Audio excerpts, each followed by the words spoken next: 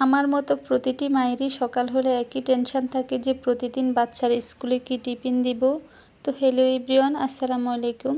তো প্রতিদিন আমি সকাল থেকে ভিডিওটা শুরু করে দিই, যেহেতু আমি সকালের নাস্তা তৈরি করি এবং ছেলের টিফিনের জন্য একই সাথে প্রিপারেশন নিয়ে থাকি। তো আজকে সকালে আমি প্রতিদিনের মতো নাস্তা বানিয়ে নিচ্ছিলাম, আর আজকে আমি করেছিলাম ফ্রাইড রাইস, একদম সহজ উপায়ে। তো রাতে আমি মাংসগুলো ম্যারিনেট করে রেখে দিয়েছিলাম। তারপর যত রকমের কাটাকাটির কাজ আছে, পেঁয়াজ কাঁচামরিচ সবগুলো আমি রাতে কেটে রেখে দিয়েছিলাম, আর সকালে এখন বেজে নিচ্ছি।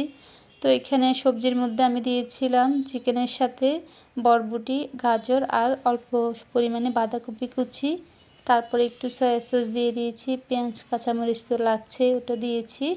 তারপর এখন বেজে নিচ্ছি, টমেটো সসও দিয়ে দিলাম, সয়া সস দিয়ে দিলাম। এখন ভালো করে বেজে নিচ্ছি। আর মাংস যেহেতু রাতে ম্যারিনেট করে রেখে দিয়েছিলাম, তো একদমই তাড়াতাড়ি সিদ্ধ হয়ে যায় আর একদমই সফট হয় মাংসগুলো। আর চালের যে ব্যাপারটা, চালগুলো যদি একদিন সিদ্ধ করে মানে হাফ সিদ্ধ করে যদি ফ্রিজে রেখে দেন, তাহলে এক সপ্তাহের মতো ভালো থাকে বা তার থেকে বেশিও থাকে।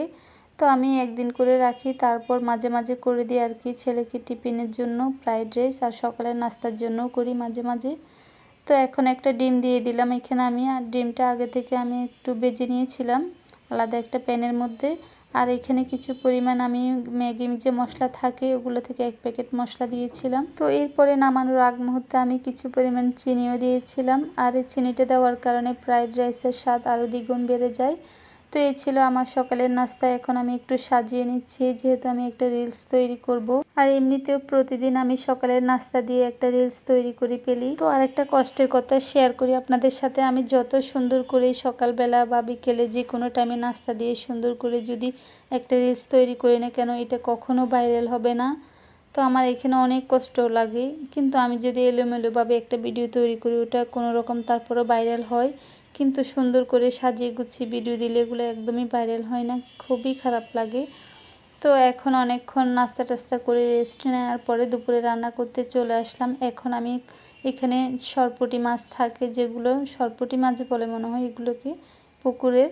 তো এই মাছগুলো আমি আজকে রান্না করব সবজি দিয়ে। আর শীতের সবজি দিয়ে তো যে কোনো মাছ অনেক মজা লাগে। তো আমি মিক্স কয়েকটা সবজি দিয়ে এই মাছটা দিয়ে রান্না করব। তো এখন মাছটাকে একটু আগে ভেজে নিয়েছি, তারপর এখন মশলাগুলো ভেজে নিচ্ছি। তো এরপরে পেঁয়াজগুলো একটু বাদামি কালার হয়ে আসলে এখানে আমি আদা রসুন বাটা, জিরে ধনিয়ার গুঁড়ো, মরিচের গুঁড়ো, হলুদের গুঁড়ো, তারপর মাছের মশলা সবগুলো একসাথে দিয়ে দিয়েছি। তারপর পরিমাণ অনুযায়ী লবণ দিয়ে দিয়েছি। তারপর এগুলোকে ভালো করে কষিয়ে এখন আমি মাছগুলো দিয়ে দিচ্ছি। আর আমার মতো